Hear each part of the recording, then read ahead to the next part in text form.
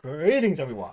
Ishambard here. And Emmy! Hope you're having a fantastic day, and I hope you've had a great year. 2023 has been quite the busy year. How many games have you played?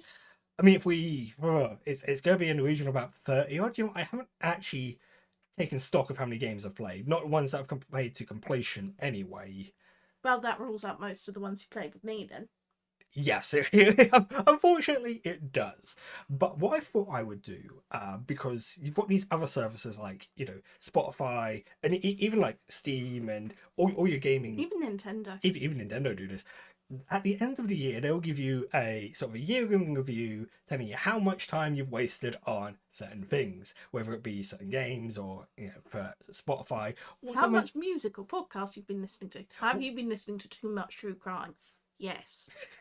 I remember one year where they literally turned around to me and kind of said, "Hey, we noticed that you've listened to this one album on repeat quite a lot. Are you okay, hon? Are you okay?" I'm like, "Yes, it's the Hamilton soundtrack. It is perfectly fine." He still does it to this day. I still do it to this day. Anyway. What he is trying to get at, I suppose, is he wants to try and work out for himself how much he's punished himself by ranking the games accordingly.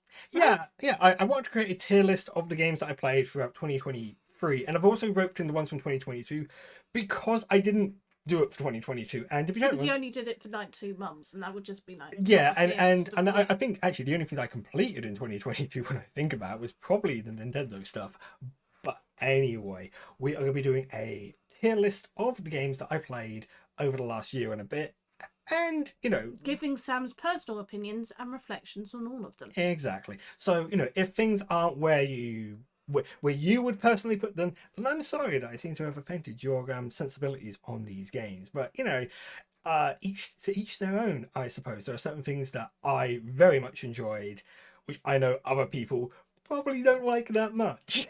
But the beautiful thing is there will be a description for each playlist, so you can find those games again and maybe play them for yourself. I mean, that's the beauty of it, right? I do have to put together all those playlists now. Great. I'm sorry, I've given you more work to do. You have. I've been doing lots of admin work recently. And Christmas. And Christmas. And this is just more admin work, truth be told. Anyway, shall we dive into the 2022-2023 tier list? Shall we? Yes, let's do that. So, what we'll do is we'll start from sort of top left and just work our way through. So we're going to start with Super Mario Bros. 3. Now, I always struggle with this one. I know exactly where it's going to go because it absolutely has to go into... Oh, no.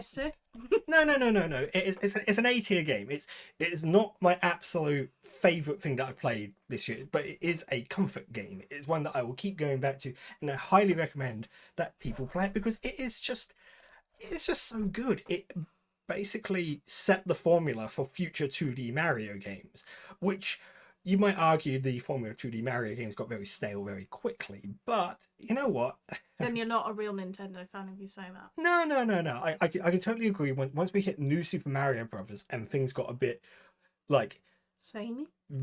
Yeah, very samey, then yes, I can see people just not really enjoying it. But Super Mario Bros. 3 is kind of where the formula kicks off. Heck, it set the standard that the second world that you go to is a desert world, which they do that in New Super Mario Bros. They do it in New Super Mario Bros. Wii U. Heck, even Mario Odyssey, the second main kingdom you go to is the Desert Kingdom. It's just this weird sort of trope of Mario games. I'd rather go to a Desert Kingdom personally, but there is a Desert Kingdom in Odyssey. Not what I mean.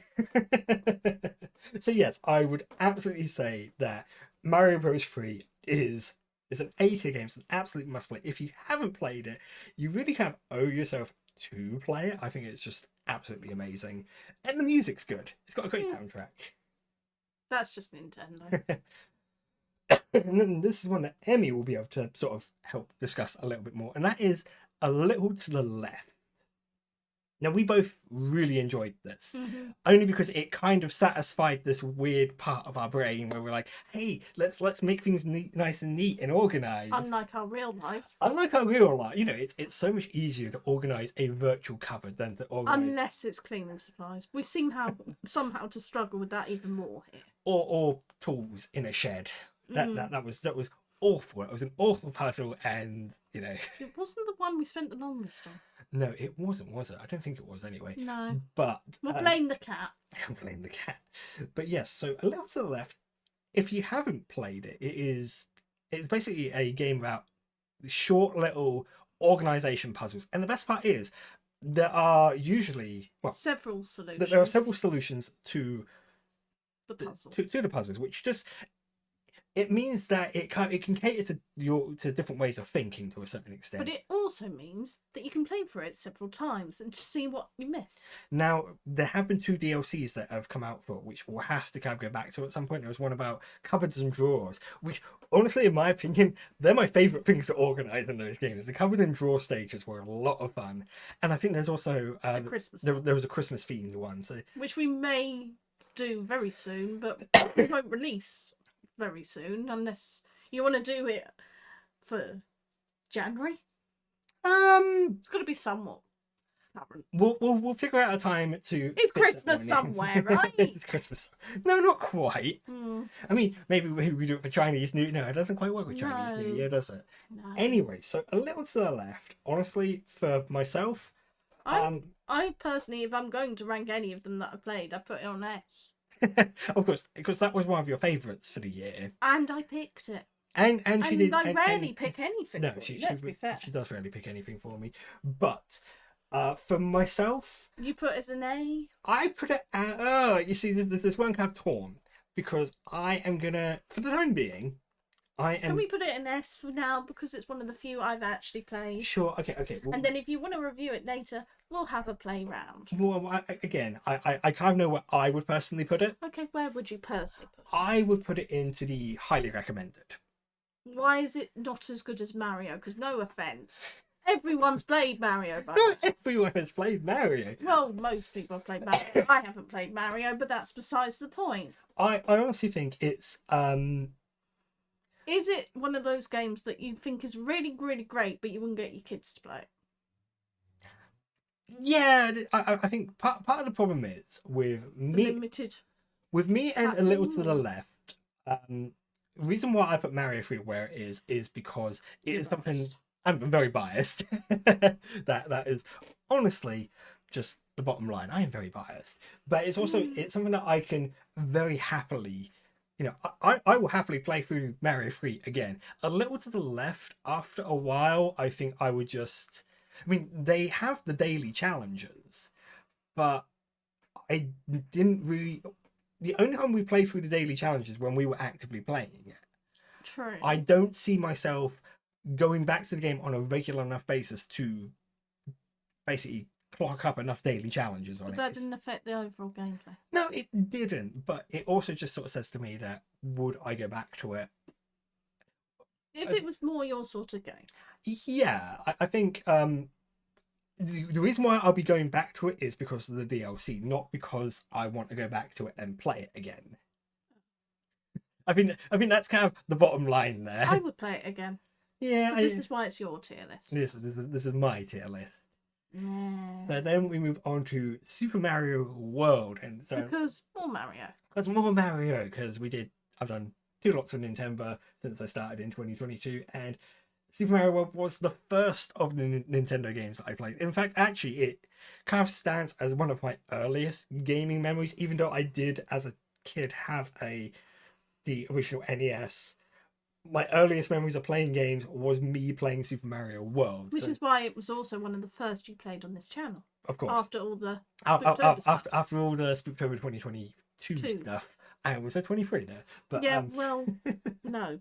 But yeah, so Super Mario World, yeah, I have so much nostalgia for this game, and it's one of those games that I've even just like booted up and done like not quite full speed runs of it, But he does it just for fun. yeah, I think one time you were working on something in another room, I booted it up, And then completed it with an hour. and before less than that, and before you know, it's like, oh yeah, I beat that now, and you were like, you're what? I'm like, yeah, More specifically, I was like, what are you talking about?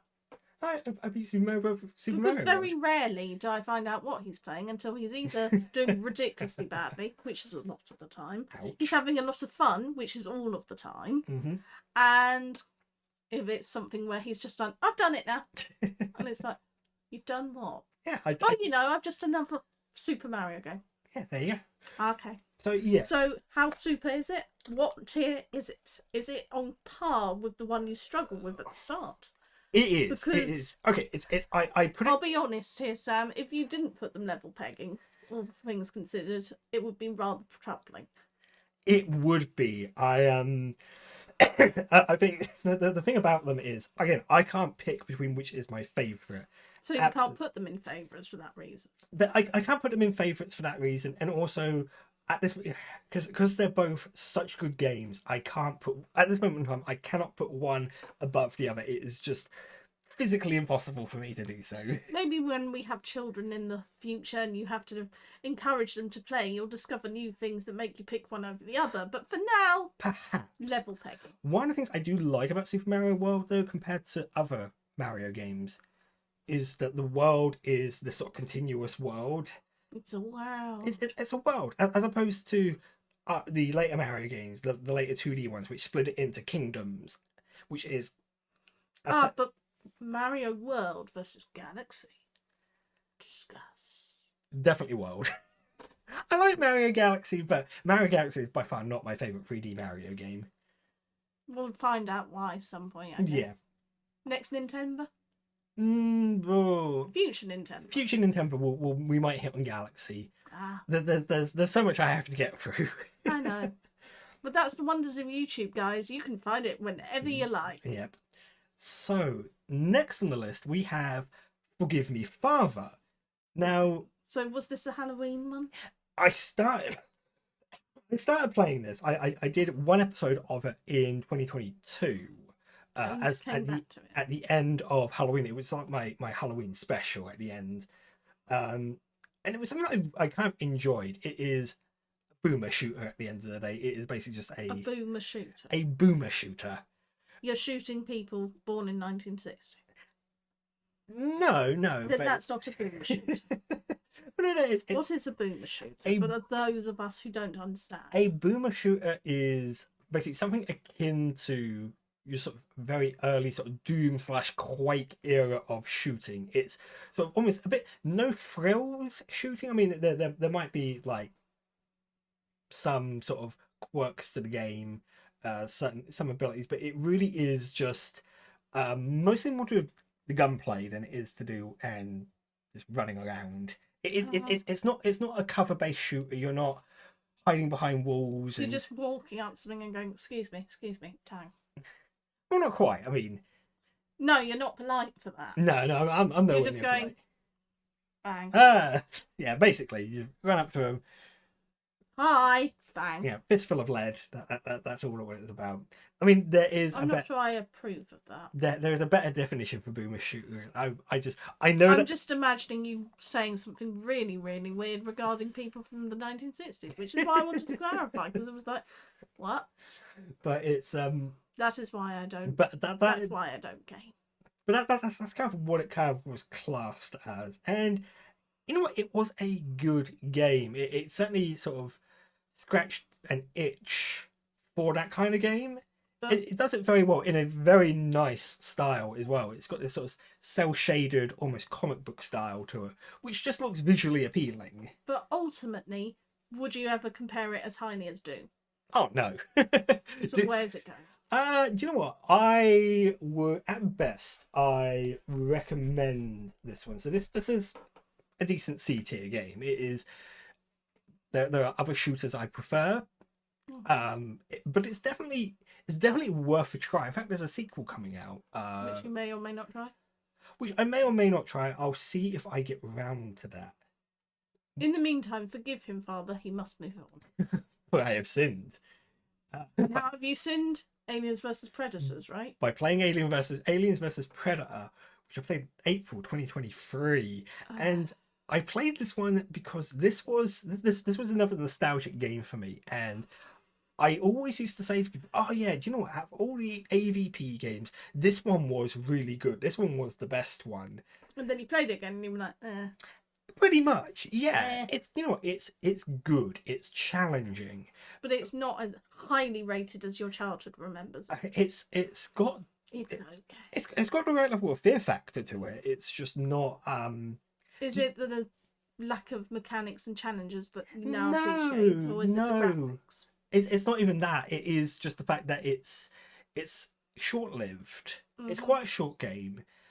Possibly that's probably a merit to a certain extent. But what I really didn't appreciate was just how maze-like everything was. I mean, playing as an alien, fine, give yourself maze-like levels, but when you're doing the marine or predator levels, do you know what? I had no clue if I was actually making progress, and then suddenly, boom, the level's over. So at times It just bored I- you / jarred you. no, it didn't bore me, but You wouldn't play it again. it was more frustrating in that regard than I remembered. In fact, Uh-huh. I would probably say that Alien vs Predator 2, Uh-huh. which I will get, I do intend to play that as well. That one actually is probably the best one. He says before he plays it, and He- then he finds he hates it again. and then I find that actually no, the one that came out on like the Xbox 360 and that lot, which I know wasn't which wasn't like the best game. I know that for a fact. You'll find out it's the best game. Yeah. Well, no. What we'll find out is I'll turn around and say Aliens Colonial Marines was the best Aliens game, and then I'll have hell to pay. We'll have to find out whenever that happens. So, much like Forgive Me Father, this is one that, you know what, would you recommend it or just say, eh? you know what, I was going to recommend it, but actually, I'm going to probably put it as more of a curiosity play. It's not. Because once you get over the nostalgia angle. Yeah, do you know what? It's one that you can give a miss. You are not missing out on anything by not playing this game. But it's not a don't bother, because obviously nostalgia is always interesting to tap into. Yeah, and I would say that definitely it's worth a play, but honestly, I'm not. Put it highly on your list. Don't go out of your way to play it. If it comes up cheap on Steam or GOG, which it sometimes does, then We aren't sponsored. give it a try. Next, we have Legend of Zelda: A Link to the Past. Well, I can't be said. I played a lot of this game because I tend to play it as randomized because I love playing it as a randomizer. And because he's weird. And mostly because I'm weird. It is not my favourite Zelda game, but it ranks up there. I think Ocarina of Time. Twilight Princess. Ocarina of Time is definitely up there. It's my sort of favourite Zelda games kind of get a bit murky towards the top because it gets a bit confusing. It does. A Link to the Past. The thing is, I like Ocarina of Time, but Ocarina of Time is basically just almost a 3D remake of A Link to the Past. It isn't. It isn't because it doesn't fit into it completely different parts of the timeline. But And that is the story for another day. the Zelda timeline is super confusing. We don't talk about the Zelda timeline. Or Bruno. Oh, Bruno. Yeah. So But what we should talk about is where you're ranking this. where I'm ranking this. Honestly, even if you don't play it as a randomizer, I would honestly say You did play it as a normal playthrough here, right? I haven't yet. I haven't actually played it as a normal playthrough. I've played. I think I've. Then you shouldn't really rank it that way. Oh, but it's. Put it in the terms purely as a randomizer now. Then. Oh, if you're playing it randomized, you have to try it. It's definitely up there as a must play. Which right now is looking like a whole load of Nintendo games. Surprise, surprise. Go surprise. Don't worry. Things will get mixed up in a bit. I'm already mixed up. A little bit. Next we have Super Auto Pets. Or as I call it, Sam's weekly video. Sam's weekly torture session, where Emmy will frequently ask me after I've done recording this on a Monday night, Did you win? did you win? Did I win? No, I didn't. I think I won in the entire... Twice? in all the And one of those you didn't even record. no. I've recorded every session, and I've beaten each pack a couple of times. I say that. I think I've done total pack twice. I think most packs I've beaten at least twice. And yet he still keeps talking. Out of 64 episodes, I've probably only won about 10 games. I can pull up the stats at some point and check that out. I don't really want to notice that talking today, thanks. But Super Auto Pets, it's free to play. You really have no excuse not to play it. Unless you can't game like me. And you can get it on. You can get it on phone as well. I know Ryan predominantly plays it on his phone. Right. Well, why not? It's a simple enough game. And but why don't you compare it? Maybe we should do a special of you doing this on your phone and still torturing. It would be the exact same game. It's just on a phone. Just more torture. And no, I'm not going to do that. We're not going to compare. So given that this is played every week, favourites or don't bother? Yeah. Don't bother. Don't even bother playing Super Auto Pets. It's a great. No. This goes up there on my favourites. Of course it does. Don't bother because he's already playing it. You're fine. Oh dear. So from one torture to another, Cassette Beasts. Well, Cassette Beasts wasn't so much as a torture. It was a really good. It kind of was a torture because he insisted it was our daughter. Well, it was. And I'm a concerned mother of this fictional character now. of this fictional daughter, which he's insisted is perfectly fine, despite the fact that she may or may not have joined a cult and dyed her hair blonde. Oh no, she didn't join a cult. She stopped a cult. She stopped two. Well, she stopped a cult and she stopped an evil society of vampires. And dyed her hair blonde. Vampire landlords, might and I dyed add. her hair blonde. And dyed her hair blonde. Which you're not happy. That's why she came all the way to New Wirral. Well, no, it's how she ended up there because you don't walk to you don't end up in you. She ran away from home, folks, because Daddy here doesn't like her dyeing her hair. You hear it here first. The untold prequel to Cassette Beasts. So Sam's personal war. Yeah, it was. It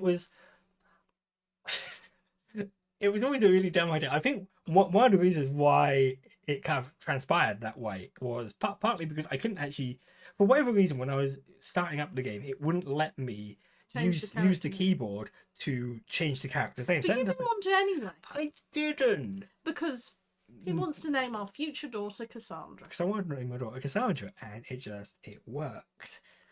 What doesn't work, however, is how you compare it to other Pokemon games. Because it's one of those games that I feel, watching you at least, you can very easily get frustrated with it.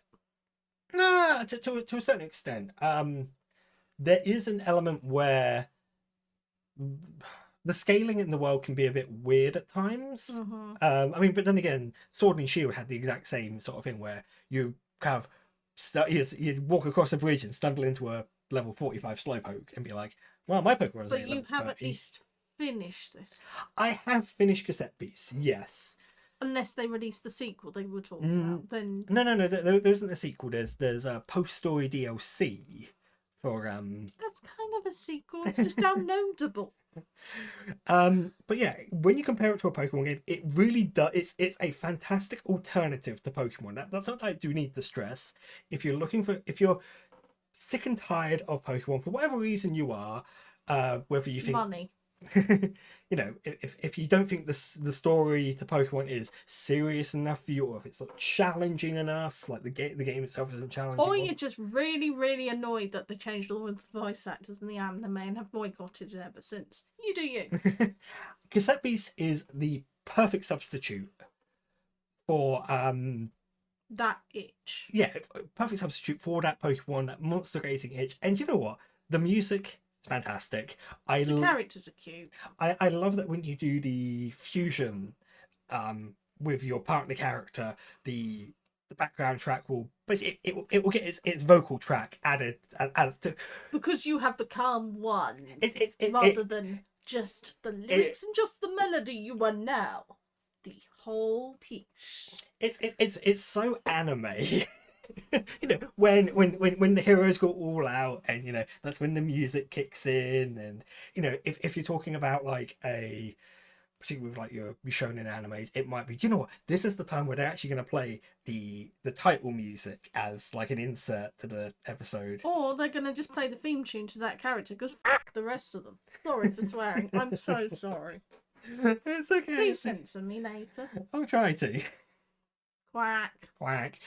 But anyway, So, where are we ranking this one? so Cassette Beast, honestly, it's one of those ones that I highly recommend. It is. Once you got back to it. I I do fully acknowledge you got annoyed. I put it down because I knew that it was a game that I was gonna have to take away for a little while to kind of do some training on the side, and then try to figure out where I needed to be because. Unfortunately, the way I tend to play these kinds of games, any games that can he give doesn't play them. He just wanders around aimlessly. He's going, look, shiny things. there's that, but also like when I play games like Fallout, and it's like, oh, you have these companion characters and these companion quests. I don't care about companions. I just want to, do stuff in the world. Thanks. And unfortunately, that is where I came unstuck with Cassette Beast. You do need to engage with the partner characters to progress the main story. And it took me a little while to figure that out. Not necessarily a bad thing, because that's probably It meant you got to play it for longer. That I'm sure that's how normal people would play it. But yeah, Yes, I would assume so. well, I guess all I can say is you have sealed your doom. Yes, Doom. Oh, you know what? It's now you absolutely hate Doom. You just No. you don't see the appeal of it. No, I'll clarify. I don't hate Doom. I don't like the historical relationship between it and historical tragedies.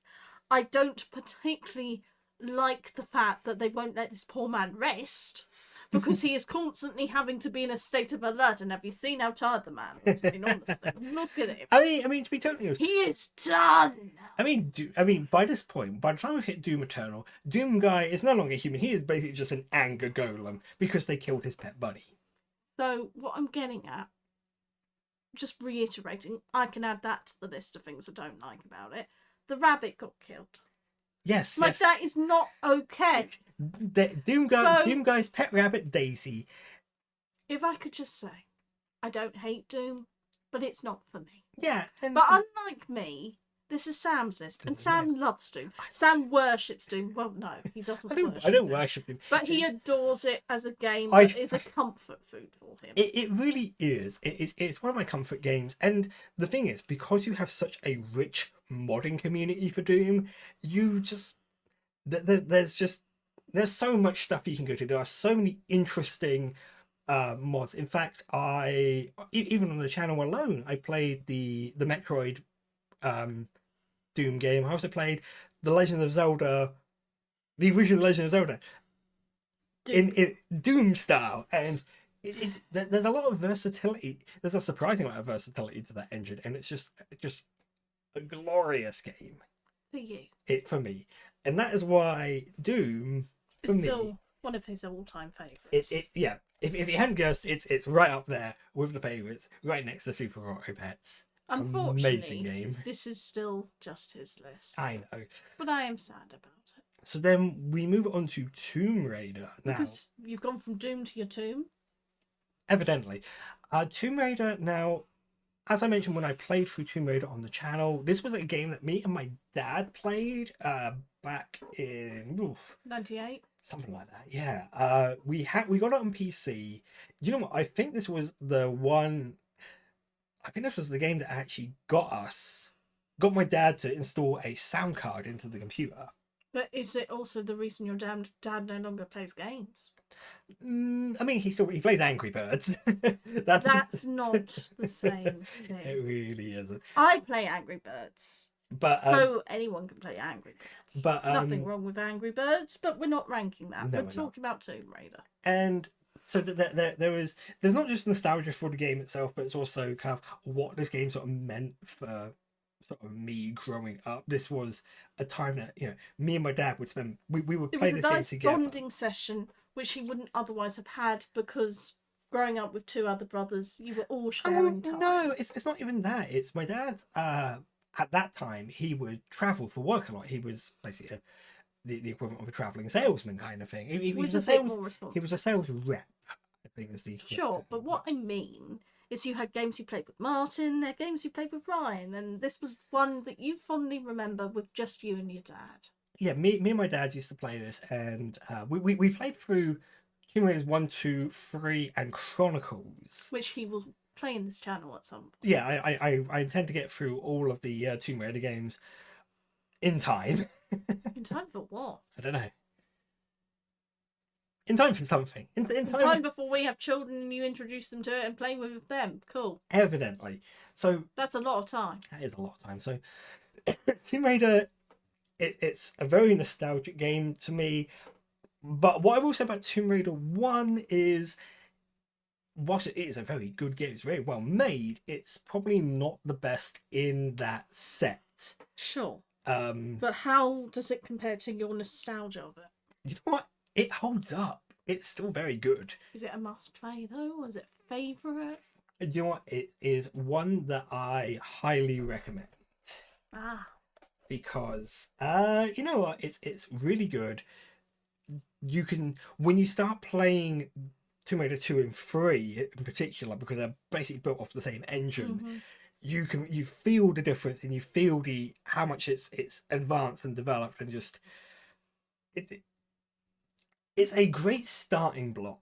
But would you have felt the same attachment to it if you played it on PlayStation? Probably not. I mean, if I, that's the platform everyone talks about it. If I hadn't, you know what? Tomb Raider probably wouldn't really be on my radar had it not been for the fact that I played it with my dad growing up. And that's ultimately all there is to it. That and pointy boobs. And pointy boobs.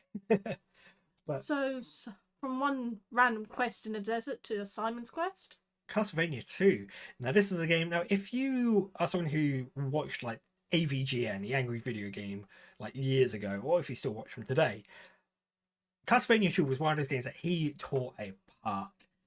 Mostly because the game is it's an acquired taste, but to say the least. I personally love it. I think it's a great game. Is it your favourite Castlevania game?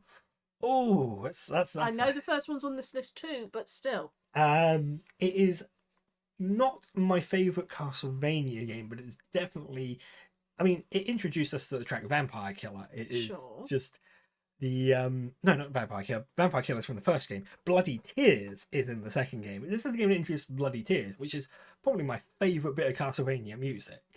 Prefer Lost Painting.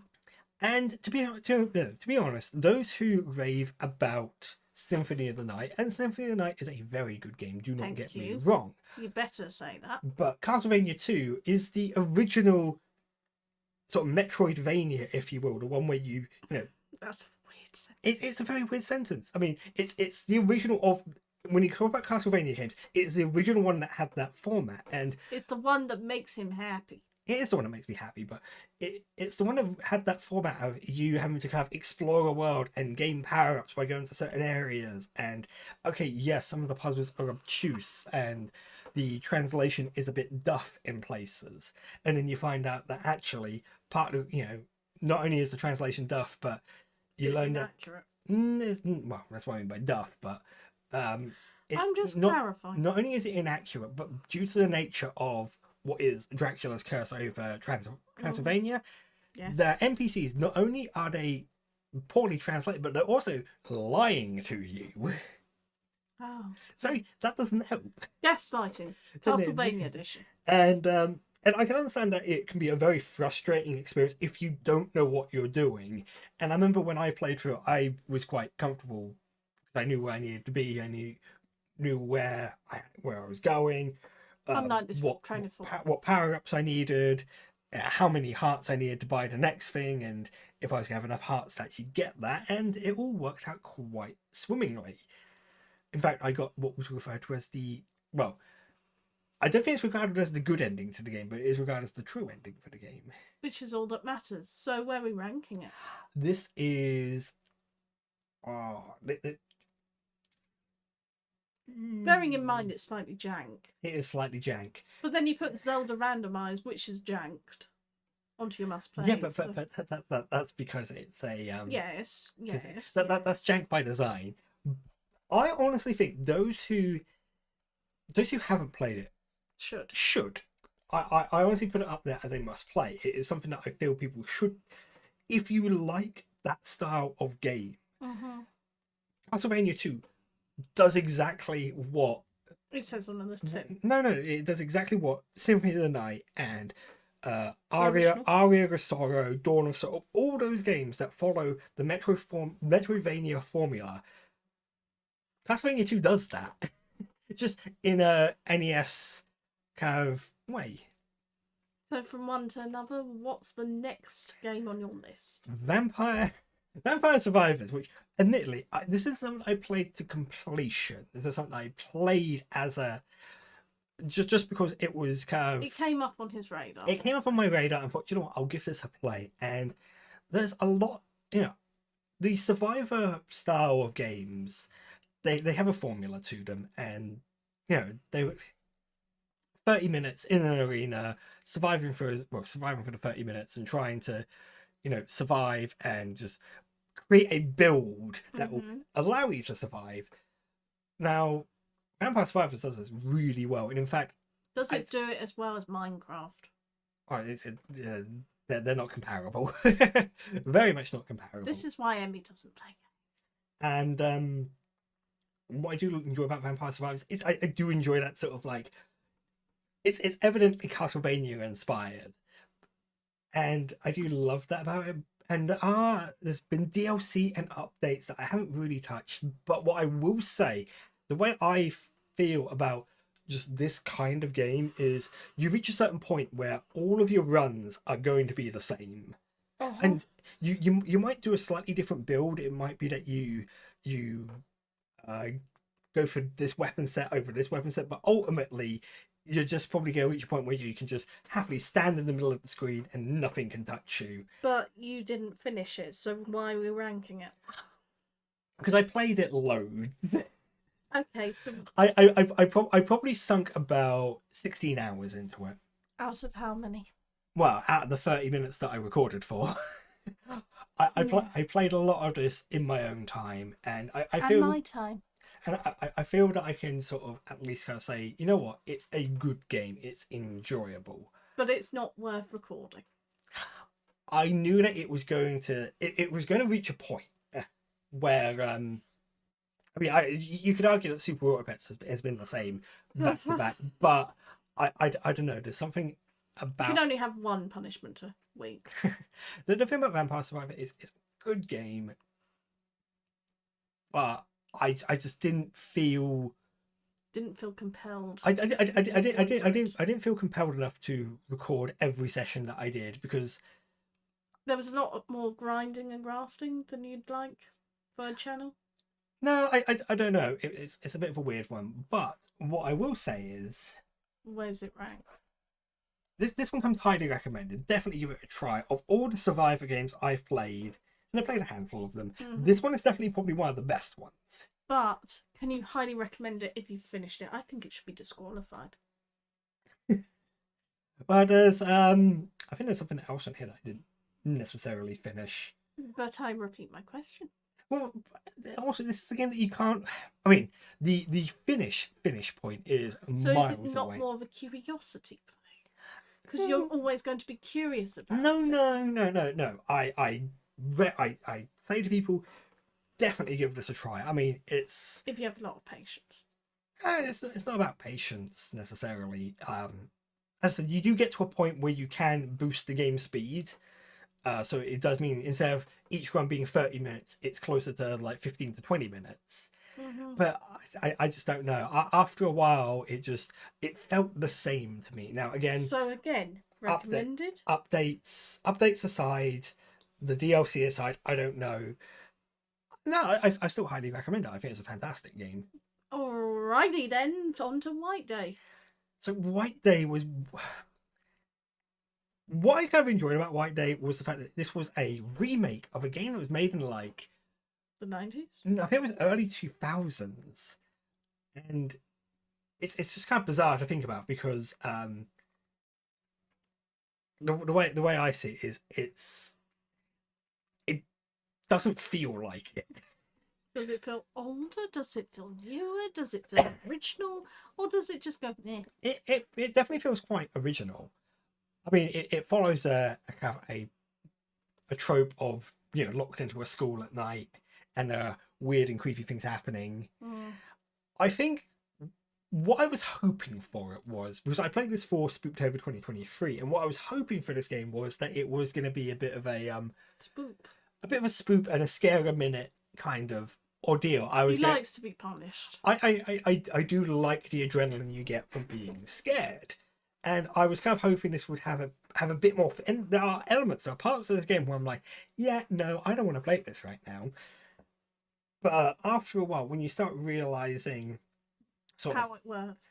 some of the tricks of the game, and the fact that actually one thing that really disappoints me is there are quite a lot of ghosts to encounter in the game, but about half of them are repetitions of the others. No, you only encounter them when you're playing the game on hard mode. Oh, and it just, I don't know, it's that would bug me as well, because it feels like it's alienating half your audience already. Yeah, immediately. Unless you really want to kind of play through it multiple times, to play through the multiple difficulties and be good enough to play them, you're ostracized from the start. And you know, there's also a number of different endings to the game, which is cool. Is it like a visual novel? No, it's not. It's a I meant the endings. But... No. I mean, well, it's the endings are dependent on, some of them are dependent on your relationship with the other characters. Basically, how you speak to them, if you treat them nicely. But there are other endings that require you to jump through some hoops that are a bit bizarre. I think one of them involves you having to put a note into a suggestion box, and the note is about how something about the home economics class, and it being, you know, and the potential for fires, because what happened was the main ghost of it, who's causing all the problem, she died in a fire in the home ec room, and by basically putting this suggestion of, hey, with spoilers to a certain extent, yes, but it's a weird. You feel like you predicted it before? No, I didn't predict it at all. Okay. But what I'm getting at is that particular ending requires a very sort of obtuse, obtuse hole that you have to kind of throw yourself through. Okay, so where's it going? Honestly, I enjoy playing it, but I don't know. It's not A or B. Oh, it's definitely not an A or B. In fact, I would probably put it, you know, I'm going to put it as a D. It's you know what? Play it if you're interested in just horror games and whatnot. But if it's really not your thing, and if you don't think you're going to be able to sort of play it on those harder difficulties to kind of get that the full ghostly roster of spoops. Okay, compare it to Silent Hill just quickly. It's been a long time since I played Silent Hill. I would probably say Silent Hill was better than this. Right. Just because, you know, when you play through Silent Hill, there's a lot of like stuff that benefits a second playthrough. But unlike this, that's worth it. Yeah, unlike this, is the second playthrough of White Day worth it? Ooh, it depends. There is another character you can play as that requires you to jump through some hoops to actually be able to play as that character. But you're not sure you want to. Which would take you through a slightly alternative route for the game. I think that's my understanding of it. But I'm just not that interested in sort of entertaining that notion. So unlike White Day, can I talk about your X-Wing Alliance? X-Wing Alliance. I love this game. This is honestly, like, I'm not even gonna like delay where I put this. This is going straight up in the favorites.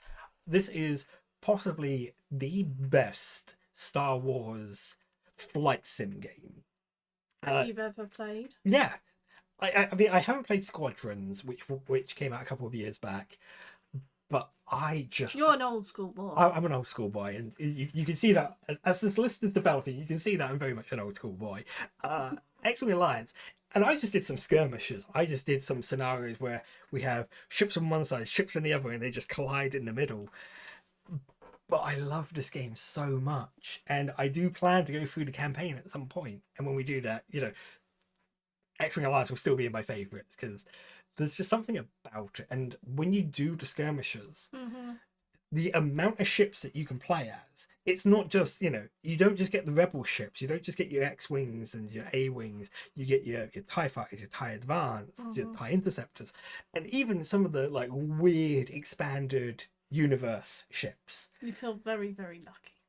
There's a lot of toys to play with in this one. Unlike your least favourite one, I'm guessing, which was Shadows of Empire, because I heard you moaning to death. Oh, yeah, Shadows of the Empire. You know what? This was a game that I played on the N64, and it was one of those games that we ended up trading in to get something else, because, It was that bad. No, it wasn't that it was bad. It was just when I was a kid growing up, particularly when you had, like, physical games, it was very much a case of, okay, I've done that. games are expensive, but you can get good trading value for old games.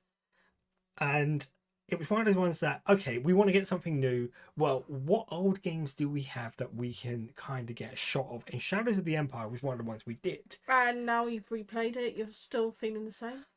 You know what?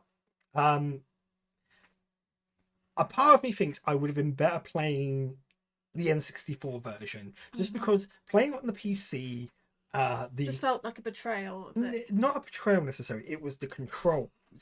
It was very difficult to sort of like, and there's probably ways to configure it better. For whatever reason, the controls just, any alterations I made to the controls didn't really seem to stick properly. Played, as in when you originally played them, which did you play first?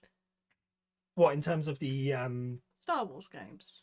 Oh, if we're talking about Star Wars games that I played first, we're talking Super Nintendo Star Wars games. Sure, but I mean of these two. Oh, Shadow of the Empire I played first. X-Wing Alliance came out late 90s, I think, and I didn't get around to playing that until I was like 12 or 13. Right, sure. Back when you were still really into Star Wars. Back when I was still really into Star Wars. Shadows of the Empire, like, one of the other problems I have with Shadows of the Empire is the plot is a bit weird, because it kind of in order to get the full picture of the plot, there is a novel. There's a novel a comic that you're supposed to read alongside it. And you can't read. And I can't read, and it's particularly at the time. So ultimately, don't bother, because if you can't read Night Sand, there's no point. No, I'm not going to say don't bother with it. If you are an absolute Star Wars fan and want to engage in all forms of Star Wars media, then by all means try it. But it is one of my games that I don't recommend. It is just poor game. It's just not that good. Poor game. Compared to other Star Wars games that came out in and around that time, even some of the games before it, it's what I'll give it credit for was it was original. It was original in the sense that a lot of the other Star Wars games, they were based off the movies. It was, when I say that, I'm talking more like the Super Star Wars games. I mean, back before the repeatedly churning content that's made by a certain distributor. No, not necessarily, but it's that being said, when I say that, we did have like the games like X-Wing, TIE Fighter, Rebel Assault. Those are also very original. But when I say this was original, it was original for me and for console gamers. I would probably preface that. But not enough to put it high. If you were a PC gamer, you would have had a wealth of like original Star Wars games around this time. Now that I can correct myself on that. Sure. So from one to another, Whisker Squadron? Yeah, Whisker Squadron Survivor. So much like the similar in sort of kind of style to Vampire Survivor, it is. But is it more Vampire Survivor meets Star Fox, or is it leaving you depressed? Yes, it is very much Vampire Survivor meets Star Fox, and I enjoy this game. It's kind of fun. It's a bit more skill driven than your other Survivor games, because you have to actually be able to aim and shoot at things, unlike Vampire Survivor where you automatically attack. And after a while, you're not aiming. Mhm. In Vampire Survivor, you are not aiming your attacks. In fact, most of your attacks you don't aim. Sure, but we're talking about Whisker Squadron. What I'm with- confused yeah. already. With Whisker Squadron, you have to aim. You have to be very precise with it. And admittedly, when That annoys him. no, it doesn't annoy me. I quite enjoy that challenge. At this moment in time, though, it is still in early access. There have been, since I played it back in, when did I play it? I want to say September. I played it. Back in September when I played it, there have been some new content drops, some additional weapon types, and some new challenges. But you feel until it's fully released that it's one of those games to wait for? If you pick it up now, you're gonna have a good time with it. Maybe not as good a time as you might have with Vampire Survivor, just because there's so much content there. Oh. So But- is it only a C? Yeah, I would put this at a C. It's good, it's challenging, and it certainly it gives me hope for the future of Starfox adjacent games. Games that kind of follow the on-rail shooter formula and will get And cute animals. and cute animals. I mean, Whisker Squadron Survivor is a spin-off game to the game Whisker Squadron, which is still in development, which I'm really excited for. Stay tuned to see Yeah. where that ranks later. Yeah, when that comes out, I'll definitely be playing that. It's gonna be so good. I'm so excited for that. So, from one adventure to another, how about your Donkey Kong stuff? Donkey Kong Country 1. Again, this game sort of had a lot of nostalgia for me. This was probably one of the hardest games I played as a child. No, seriously, it was. There are parts Harder of... than Lara Croft. Yes! I would say Donkey Kong Country, just that series as a whole, is quite challenging, quite frustrating, particularly when you're a little kid. And is it particularly frustrating as an adult? Probably less so. But were you frustrated? No, I kind of enjoyed my time with it, but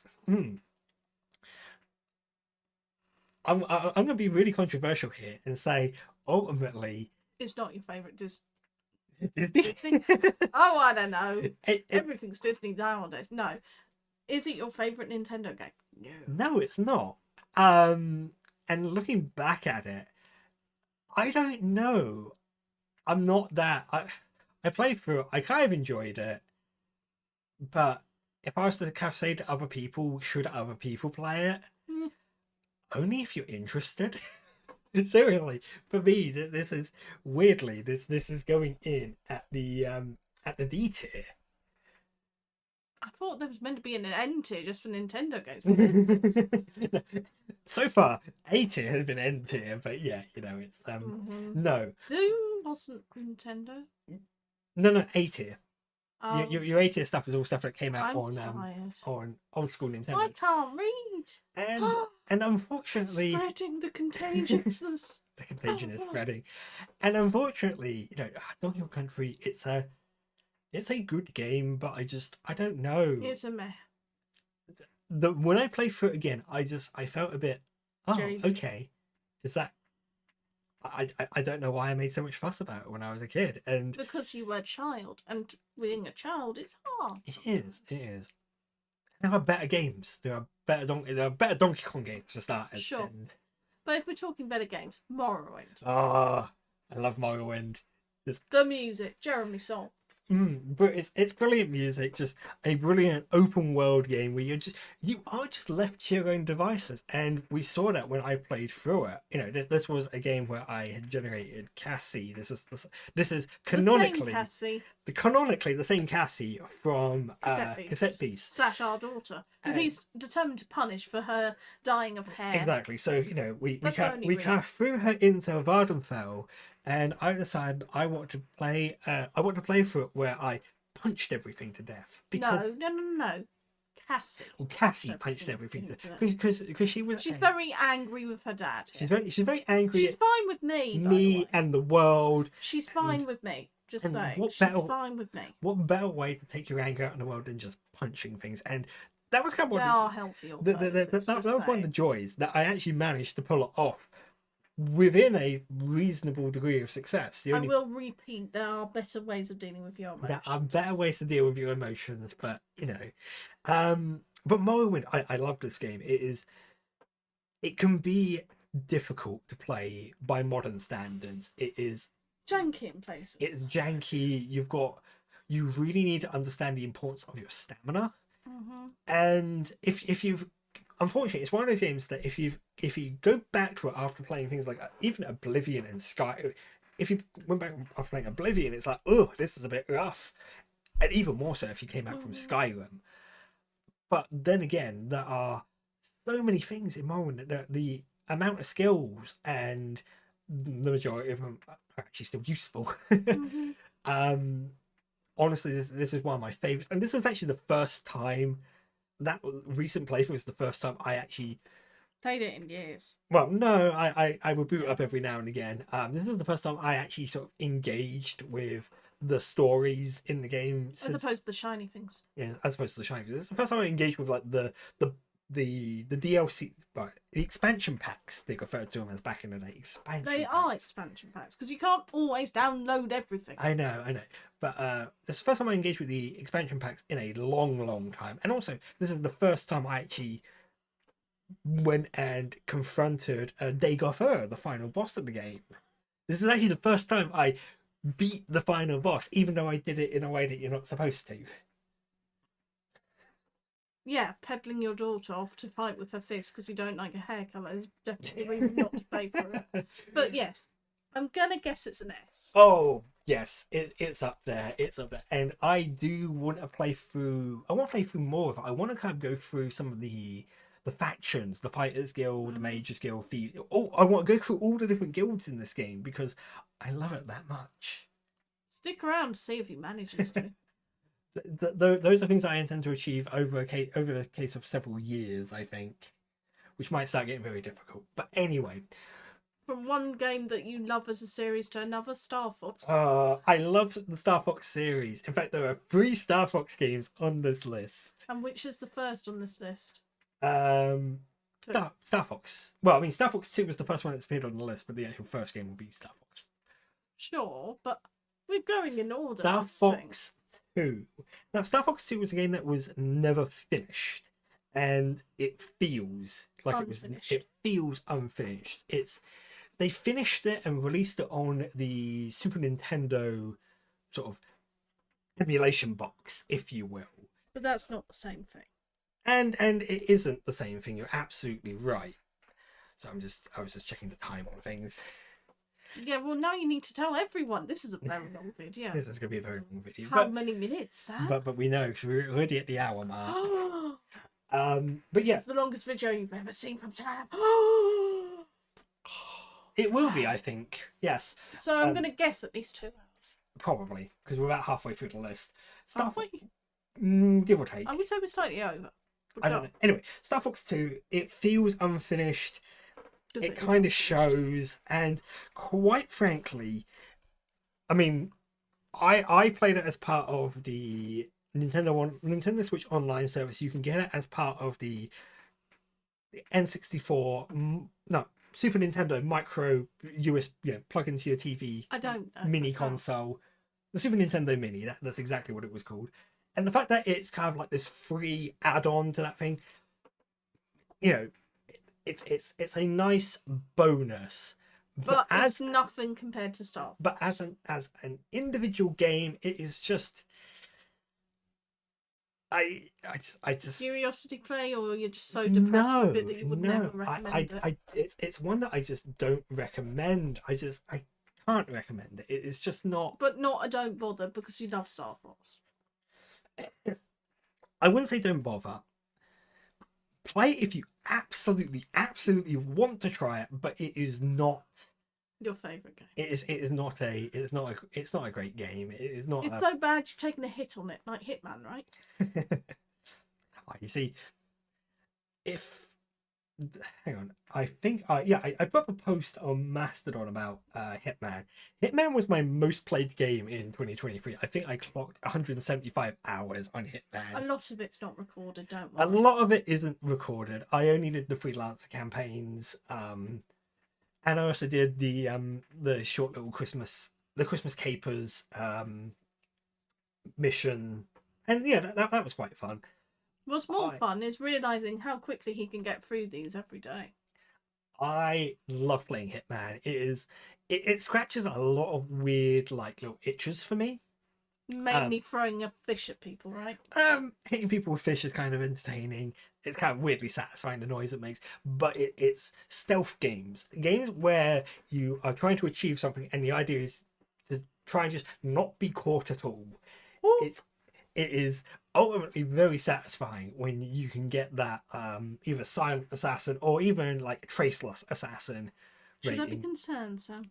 Maybe a little, because it's sort of, yeah, when a lot of games, a lot of RPGs that I play, particularly like Bethesda RPGs, your Elder Scrolls, and even like the Fallout games, I like playing thieves. Sure. So this is kind of a bit of an extension from being a thief, except you're actively trying to kill people as well, which is probably a bit concerning now that I think about it. But yeah, disclaimer alert: he doesn't like killing people in real life. No, I don't like killing people in real life, but this he hasn't either. Definitely, yeah. I haven't killed anyone in real life. Honestly, I haven't. Honestly, this one definitely goes up in my favorites. I'm probably going to be slowing down in terms of how much I play Hitman, because I want to start playing other things and doing other things. I got wedding planning, and there's just other things that I'm trying to spend some time engaging with, like Emmy. But yes. So from one of your favourite games to another of your favourite games, Exodiac. Yes. Oh my god. You know what? Exodiac, it was something that I picked up just because it looked like an unusual thing. Well, it looked like a Star Fox clone, and it's exactly what it was. A proper Star Fox, not Star Fox 2. A proper Star Fox clone. The font kind of looks like it too, just saying. Complete with like animal characters, and the more I played through it, the more I just fell in love with it. And what tips it over the edge against Whisker Squadron? So Whisker Squadron Survivor is in that Survivor kind of genre. It is just a horde survival game. Exodiac is more like a traditional on-rail shooter. It is blasting through stages, and you just love it. I just loved it. It aesthetically, it's just really cool. And then when you think you've kind of experienced like the ebb and flow of the game, you get to the last two stages, and it's like boom, more stuff, and it's just like, hey, you know that all range mode that Star Fox 64 did? Yeah, we can do it in this game too. And you're like, yo, what? And it's like, yeah. And it's just like, that just blew my mind. And then there's also there's a stage where you're on a basically you're on like a motorbike, which then kind of changes up the sort of on-rail shooter. Instead of you having that vertical control, you're basically you've only got the horizontal sort of movement to avoid things, and I kind of like that. It was really cool. I would have thought a motorbike would have been vertical. No, it's side to side. It's horizontal. Vertical will be elevation, up and down. Oh, this is why I don't understand. So yes, Exodiac, I am so excited for it because it's not yet finished. You can't wait for it to be finished. I can't wait for it to be finished because, like, what is available effectively as a demo for it, it's just amazing. His favourite thing ever. It is probably, and it's probably the most modern one on your favourite list. Hitman is technically the most modern at my favourites. Yes, but this game's not finished yet. No, it's not. So yeah, it's more modern. Yes. We then. So if we're going to shoot something, I guess we're going to have to talk about GoldenEye. Yes. So a lot of people have so much nostalgia for GoldenEye. Yeah. Particularly, I have nostalgia for people blowing cartridges, sure. And if you have an N64 and you didn't have GoldenEye, you were wrong with you? You were doing something wrong. I think it was the perfect sort of multiplayer game. For a lot of people, it really sort of introduced that sort of first-person shooter multiplayer to a lot of people, in my opinion. Obviously, when I say it, these are people my age, people who grew up, who were in there. People grew up around that time. People grew up. Yes, I'm in shock. And compare it to Lara Croft then. Honestly, it's a really good game. It's still, in my opinion, it still kind of holds up today. Now, I played it as part of my Xbox, Game, my Xbox Gamer Pass, but it is a Nintendo game. and it is available on the Nintendo 64 online service. I haven't tried that version yet, but I played the PC version, which which made it a little bit easier because it allowed me to use sort of just because it was sort of more configured to traditional needs. well, I say traditional, what has become the standard first person shooter controls now. I've yet to try any Switch, but the only downside I had to it was because I was playing it via a cloud gaming service. Now, I will still defend cloud gaming because I think it's a fantastic way for people to enjoy games that they wouldn't otherwise be able to play. I first started playing Hitman as part of cloud gaming because I didn't think my PC could handle it. Turns out it could, but that's beside the point. The only problem is, yeah, you do get those moments where it's sort of where it's not a flawless experience, and there may Nor was be the original. Come on. no, but It made it slightly harder for you to enjoy it. there were extra obstacles in my enjoyment of it, but doesn't mean it's a bad game. Not at all. It's still a very good first person shooter. In fact, I still love that you have quite a number of stages, though not as many as I remember, that were quite open and allowed you to kind of like Do more. tackle the objectives in whatever order you wanted. Now, admittedly, there were two levels, the surface levels when you're in Russia. And it's when you realise that actually you're basically doing the same thing in both those stages. It's a little disappointing. You go into the same buildings, and not I say doing the same things. One of them you got to blow something up, the other one you got to switch something off. But it felt very similar. It's very samey, and you realise you've got these big maps that you can do so much more with, and there's a bit of lost potential there. Doesn't make it a bad game. So where's it ranked? Honestly, if you haven't played it, Do. I think you should, but it's not a must play. It comes highly recommended by me. Okay. After all that excitement, then I guess it's better to talk about rabbits. Yes, this Lapan. was probably one of my favorite games that I played this year. I love this game. It is so charming. It's cute. It's very cute. It's also very intense and foreboding because he thinks he's going to end up in Watership Down. Yes, throughout the entire thing, because you are basically following these rabbits on this perilous journey as their home is basically dug up by humans. It's Farthing Wood. And a little bit far. It's a little Farthing Wood. It's a little Watership Down, and Without swearing. Without the swearing. Unless you accidentally swore. I didn't swear on it. I could have, because there are moments where the game is very frustrating. Mm-hmm. But that's less to do with the game being bad and me it's just to do with you. Me just being rubbish. You problem. It was a skill issue, I think is the term kids like to use these days. Skill issue. Man. Skills. And honestly, it was one I definitely had to go back to once I learned it was fully updated, because the first time I played through it, only half the game had been released. In English? No, just half the game had been released. And then one of my commenters kind of said, hey, I look forward to seeing you play the rest of it. I'm like, wait a minute, they update. Well, no, I knew there'd be more. I just didn't know when they were going to update it, because unlike Steam, the Xbox it doesn't automatically tell you. It's a little less transparent when things update. I mean, it does say recently updated, but you have to look. But he can't read. You have to kind of notice it, and at that time, I kind of wasn't really going into the app that often. At least with Steam, it kind of it's intrusive. It invades your desktop. And goes, hi, I'm updating. Hi, this game is updated. Oh, excellent! Thank you for that. But yes, Lapan, it's a really enjoyable game. There's so much going on in behind the scenes of that game in terms of what on earth. I still don't really understand what the cage was all about, and the fact that you had Captain, who used to be a blacksmith who made bunny weapons. It's just like, what? There's more to the lore than you feel like you know what to do with. Exactly, and I really hope do you know what? I would love to see a DLC or a sequel to the game which delves more into some of the stuff that happened before the start of that game. So is it an S? Oh, no, not quite. No? It is an absolute must play. I think if you enjoy just 2D platformers, and it's very simple. It's all just running and jumping. I mean, you got. You're a rabbit. Do you expect to do chewing?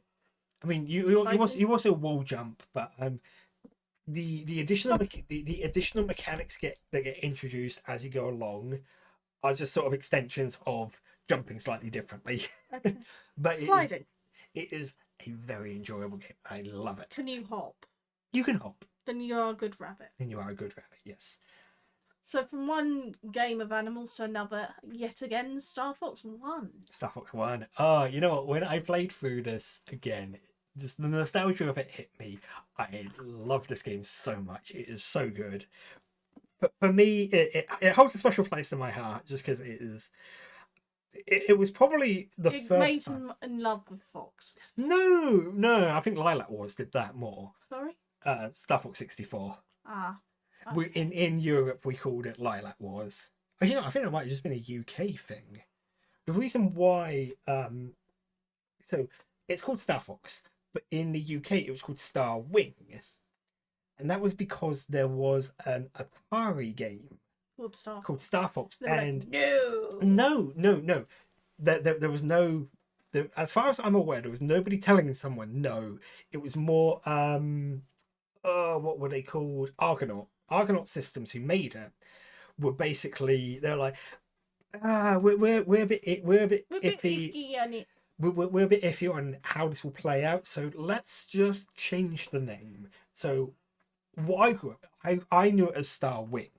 I knew it was Star Fox. This is why I'm confused, because I didn't even game. No, I mean it's part of the Star Fox series, but the game itself was called Star Wing in the UK at the very least. That might also extend to Europe. I'm not 100% But you said a sure. different name altogether before that. That's because with Star Fox 64, they chose the name Lilac Wars. Lilac. Because the system that the game is set in is called the Lilac system. But we'll get into Lilac Wars and Star Fox 64 later. Star Fox. Do you know what? When I remember playing this as a kid, and just graphically, it is just this was like my first instance of like 3D graphics kind of thing. It just looked amazing. The characters were memorable for me. The stages were challenging. I love this game. But it's not an S. It's not an S. Heck, I don't even think you should. It's a must play. What? No, it's not, because if you're gonna play a Star Fox game, Star Fox 1 is not the one that I would. Is it a B tier? You know what? It is actually just in the recommended. It is for me, it's a C, because I don't even know you anymore. I don't even know you. People might struggle with it just because it's a game that kind of struggles to play. It's a miracle the game plays. And it should be given a higher credit for the fact it can. The fact that the Super Nintendo can play this game is a miracle, in my opinion. I mean, heck, the cartridge has a special onboard chip that kind of assists with the graphics for it. For instance, the Super FX chip, which was used in a couple of other games. One being Stunt Race FX. Sure. So then Castlevania 1. We've already talked about Castlevania 2. Now Castlevania 1. I did like this game. I love the music. It's a very lovely nod to the sort of classic horror films, just because not only do you have Dracula, you have mummies, you have Medusa. It's a Hammer horror special. It really is, to the point where when you get to the credits of the game, the actual names of like the bad guys are given actor names based off of Hammer horror sort of. I think Dracula is played by is it Bela Lugosi? as opposed to Bela Lugosi. And just it really taps into that sort of It classic taps into his pun love it does and that his too. horror. And oh But wait, is it as good as 2? oh actually no, Dracula might be Christopher B or something. It's really Oh. it's really Oh. it's so silly. Oh, Um, they didn't even try. they didn't even try, but it's funny. I like Castlevania 1, but it's definitely not my favorite Castlevania. It is. So is it going to be in the same tier as Simon's Quest? Oh no. It's more highly recommended, or No. recommended, or curiosity play. Honestly, I would only play Castlevania 1 if you are Love puns and love hammer horror. and if you just love Castlevania as a series, because it is definitely not one of the stronger. I mean, there are worse Castlevania games out there for sure. And he will probably have to make a Castlevania tier list at some point. At some point, I will talk about other Castlevania games, but at this moment in time, it is just I only play Castlevania 1 if you're like absolutely like curious to give it a try, because it's not. It's not your favourite. It's definitely not my favorite. And to be honest, I'd probably be quite harsh on Castlevania 3 as well. The difference with Castlevania 3 is that's just impossibly hard. It's a game Okay. I haven't even beaten that game in my So life. let's have a game that you find a little more relaxing, maybe. Here comes Nico.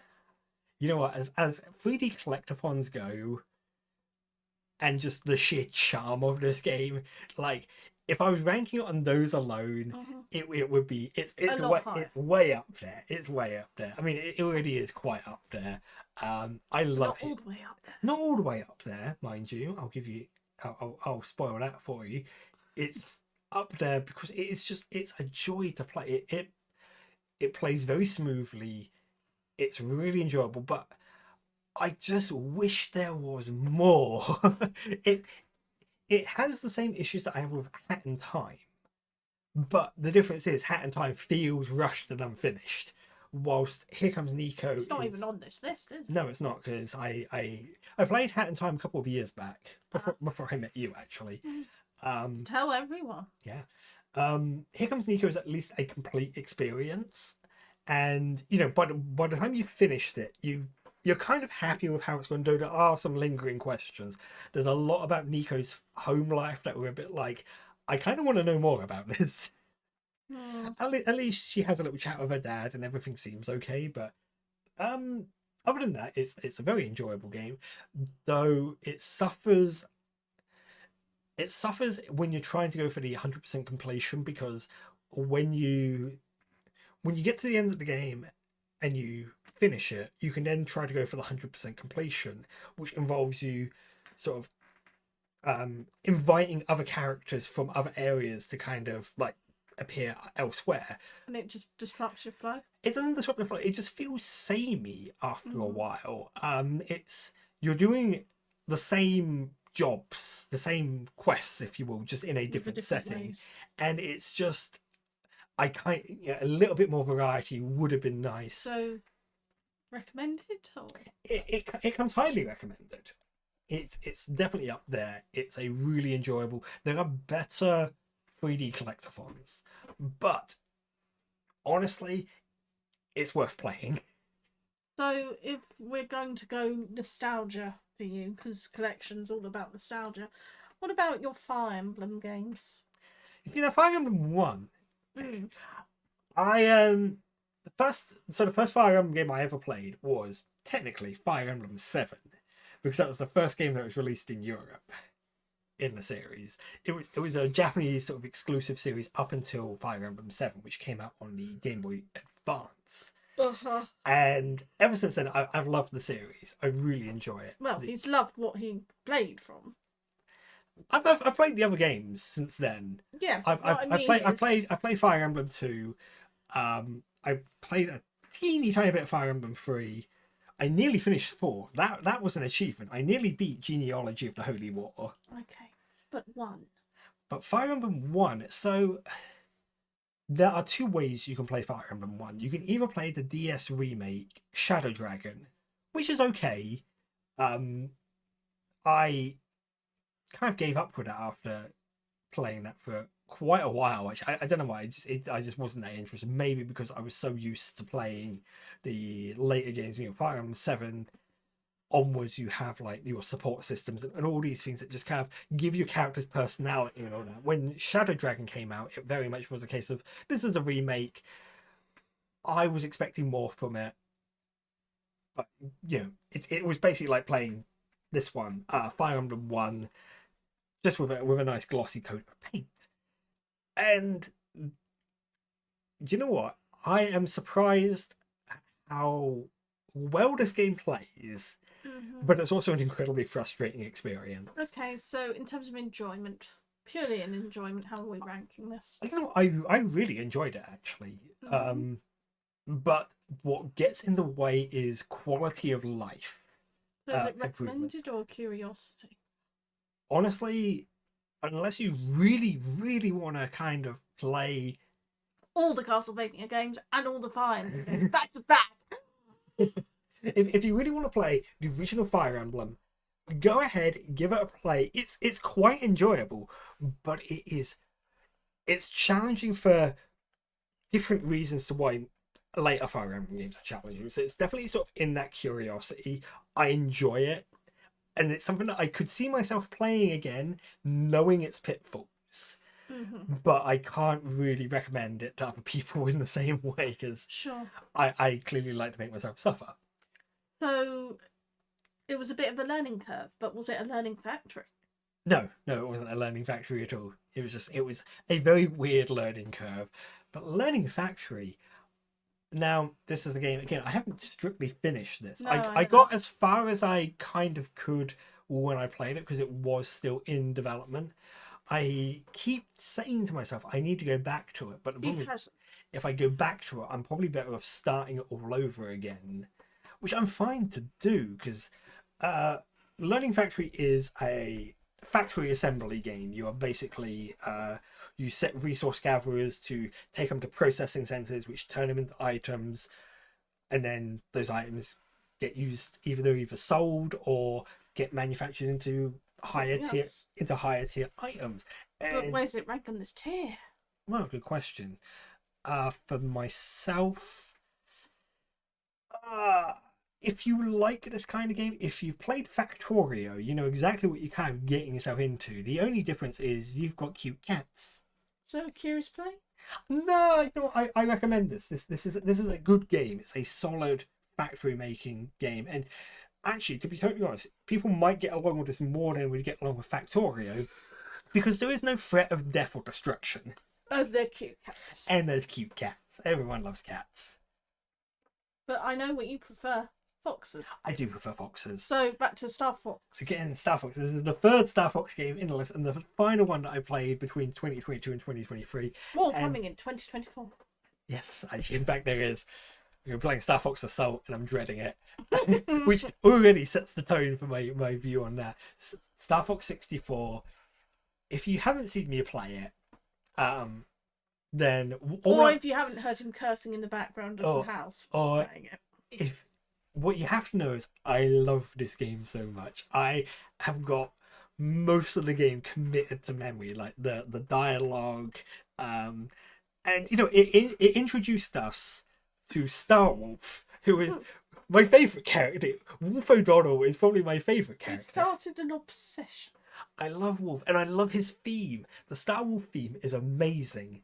And I love with every iteration of Star Fox, we're getting a new Starwolf theme, and they just all sound so good. But you still prefer foxes to wolves. I still prefer foxes to wolves, but Starwolf is still a cool character. I'm just disappointed that they changed his voice from this sort of British man, smug Britishness to just like nondescript gruff sort of thing. It's just I love it's the first line he has when you first encounter him in, I want to say it's Fortuna, though I think that's actually incorrect. I think the plan is... So much for committing it to memory. Well, no. This is a new thing that I've committed to memory. Well, actually, I think in the game it's referred to as Fortuna, but the actual planet is Fucina, but that's beside the point. Okay. And when you first encounter him, it's just can't let you do that, Star Fox. and it's so That's so hammy. It's so campy and That's so hammy. hammy. It's brilliant. I Is love it an S tier? Is It has to be, doesn't it? Because otherwise you'll never forgive yourself for completing X Zodiac above it. Go on. Yeah, I think we are going to have to, because it's your favourite Star Fox game. It is my absolute favourite Star Fox game. It is just brilliant. And it starts with the obsession with foxes, which if you didn't know, we got lots of foxes. So, more games from the childhood. Yes. Randomised. Zelda. Majora's Mask. Now, I really like Majora's Mask. It's probably up there as one of my favourite 3D Zelda games. Again, much like Ocarina of Time, there's kind of this constant battle between them. I like Majora's Mask because it is shorter. Because it was technically a sequel / a prequel. No, it fits in a weird place in the timeline. Well, that's why I said it. It's shorter. Boy, I'm smart. It's a shorter game with 4 core dungeons, as opposed to Ocarina of Time, which has 9 core dungeons technically. And a partridge in a pear tree. And a partridge in a pear tree. And as far as randomizers go, because I did this one randomized, it's just easier to keep track of. Ocarina of Time is a nightmare to randomize. Mm-hmm. But I do plan to do some Ocarina of Time at some point. Because it's... Randomized or non-randomized? I think it might be randomized, because I got some ideas that are going to be kind of fun. I do love Majora's Mask. And whether you play the N64 version or the 3DS version, you're going to be in for a good time. Mm-hmm. They are, the 3DS remake or remaster, however you want to call it, does some nice little quality of life fixes, but it still doesn't distract from like the core of the game. It doesn't change it so much that it's unrecognizable. Some things do change around a bit, which is a bit weird, but that's why it's a randomizer. No. I mean the 3DS the 3DS version moves. There's a certain NPC that moves that really baffled me when I played the 3DS version for the first time. So Majora's Mask, honestly, much like whether you play it randomized or not, it's a good time. And honestly, it goes up there as a must play for me. But based on things moving around, were there dark forces in Star Wars Dark Forces. This game surprised me because I like the Jedi Knight games, which is what this is.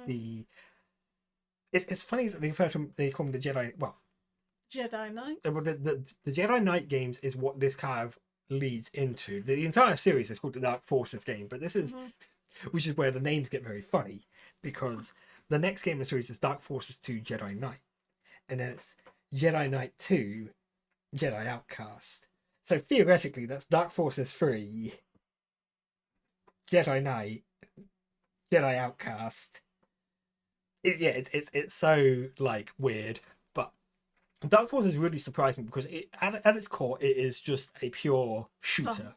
Well, it's a Star Wars game. It's a pure shooter as opposed to the Jedi Knight things where you start getting a lightsaber and can start doing lightsabery things and forcey things. And this game actually just really surprised me with just how well it does what it sets out to do, which is just give you a good Star Wars first-person shooter, and it introduces us to Kyle Katarn, who's a really cool character as the games progress. I was not expecting to enjoy this as much as I did. That's the bottom line. I was fully expecting me to kind of go, you know what, it's okay.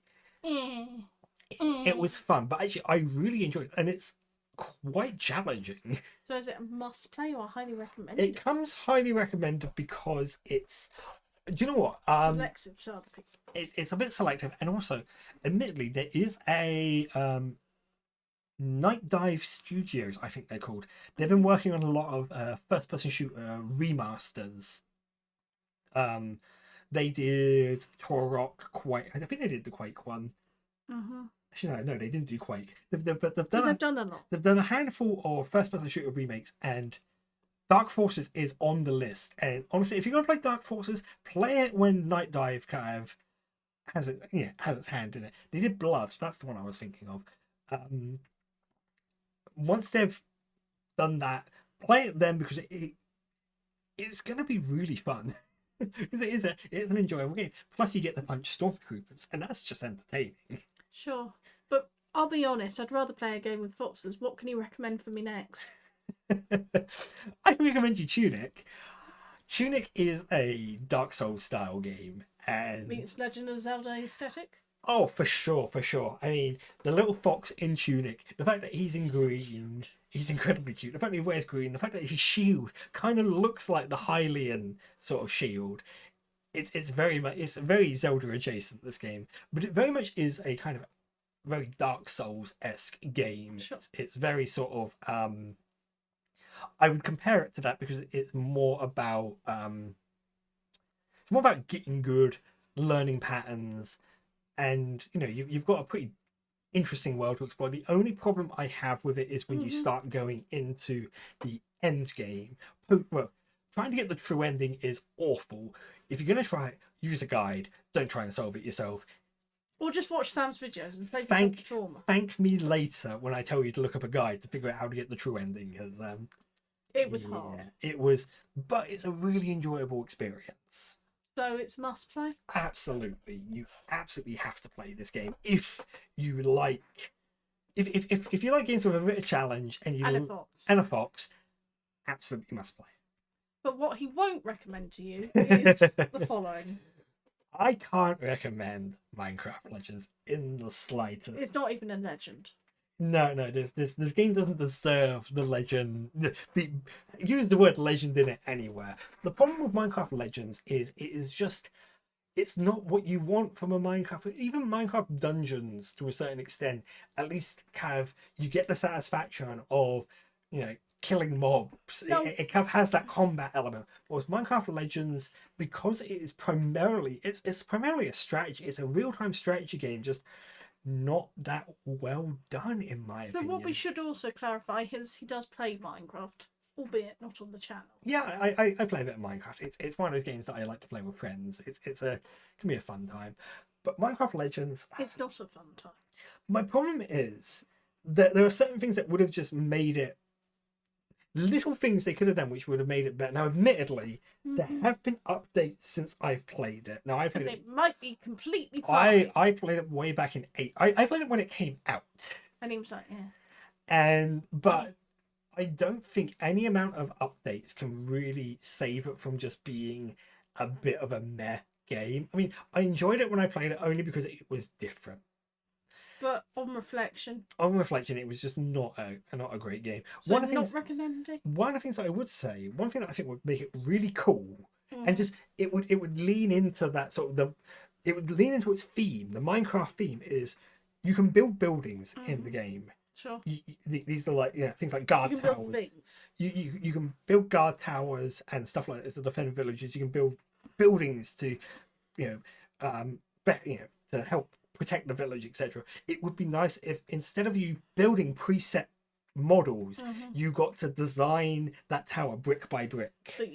But you couldn't, and and you were sad. Yeah, because Spore does that. When you get to the late game in Spore, when you get to the civilization stage, you can design the buildings however, and much like you had the creature creator, you had a building creator and a spaceship creator for Spore. Well, why couldn't we have a similar thing in Minecraft Legends? Sore point. How are you ranking it? Honestly, even the updates might do a little bit more for the longevity of the game. Not recommended. You'll check the others, and then if you don't like it, you won't bother. At this point, without even looking into it in much detail, I'm going to say don't even bother. Like, if you're a Minecraft fan, you're going to come out of it feeling just sad, I feel. Well, you know what doesn't make me sad? Cooking. Cooking doesn't make me feel sad. So, how about Venba? We both enjoyed Venba. We really did. I loved the cooking because it made me hungry. It did, and you know the what? story made me sad. Yeah, sad. I think Venba. It conflicted. I'm sort of torn on Venba a little bit because you know what? I like the idea of a cooking puzzle game because that's basically what it was. It was a cooking puzzle game with a heartwarming story. Yeah. Heartwarming until the ending, and then I was sad. We were very sad. We were traumatized. And I think there's a foundation there that is really good. But maybe that was the point of it. Yeah, I mean, I enjoy it. I think it's a fun experience. I think again, because it's kind of short lived, I kind of wish we had more. Yeah. There was more of a story that wasn't told, that we wanted more. And perhaps it's one of those things that requires multiple playthroughs to kind of like, because there are dialogue options that might. I don't think it would change the outcome, but it might help expand on our knowledge of the characters' relationships with each other. Yeah. I mean, ultimately, I would recommend people playing it because it's great to have culturally diverse games by women portraying wonderful, different origins of things that you wouldn't otherwise see. And with all due respect, a lot of the games you play are male developers, male design teams, and there's no culture appropriation. They're their own world, sure, but they're not fixed in reality. So for me personally, I would put it as a recommended game. Oh, I don't know. I definitely recommend it. It's wouldn't highly recommend it because I'd want more from it. Yeah, but I wouldn't say don't try it because I loved the story. I loved the puzzles, and I'm hungry for all the food in it. I 100% agree with you in that. I think, you know what? If this was a game that, I don't know, got an update to kind of say, hey, here's a side story update which kind of does a similar thing but maybe with a different, just more. Just what happened to the dad? Just more. If the game had more, I would love it more. I'd love to see what happened with the writing, what happened with the dad, what happened to the kid in between the college years. Why has Ben moved back to India? And ultimately, and this is a plea to the developers if they ever watch the video, not that they will, but if they ever do, please make your recipes available for people to read afterwards because I want to cook them. Yeah, that would be good, wouldn't it? Especially that first one. That first one looked good. The little cakey things. Iblis? That's it, Iblis. Iblis. I mean, we can look it up, but yeah, anyway. Yeah, but I want that one specifically. That one. So yeah, C. But if they gave those little tweaks, I would put it higher. Oh, for sure. I'm glad I recommended it to you. Yeah, no. And please create more games like that, guys. If you do watch this, please, please, because I want to see something other than bloodshed on this channel. Please. Right. So. And more bloodshed. Star Wars. Oh, there's actually very little, considering all things, very little bloodshed in Star Wars. But yes, Rogue Squadron. There are wars. Rogue Squadron. Now, this was a game that I loved growing up. This was, again, it's the flight sim kind of thing. And the fact that they brought a flight sim to the console, and it plays really well. And even the PC port, there are some bit of jankiness to it in places. Like the models don't move exactly as smooth as I would like. And by that, I don't mean it's a frame rate issue. It's more, instead of flying in a straight line, they kind of jiggle a little bit. It's funny to see. You do spritey thing. It's very funny to see. But Rogue Squadron is, do you know what? Rogue Sprite. I don't know. It's one of those games that I really enjoy. I want to go back to it actually and try to get gold medals on every single stage, even though I know that's gonna absolutely that's gonna kill me, particularly because there are certain elements where things that will make it easier are made 10 times harder. Please wait till after the wedding then. Of course, it probably won't happen. But one thing I will say about Rogue Squadron is it did give us Rogue Leader on the GameCube, which is a better game, I will admit. But Rogue Squadron is still amazing. It still holds up. It's still fun. It's still challenging in the right places. And I just... I know there's a lot of nostalgia for There's so much nostalgia there. And you know what? I feel there should be justice for Kason Moore, who was one of the characters that he added into this game. She was a Imperial who turns to the rebel side. And I think this is like the only game and only bit of media she's mentioned in it. It's just like, justice for Kason.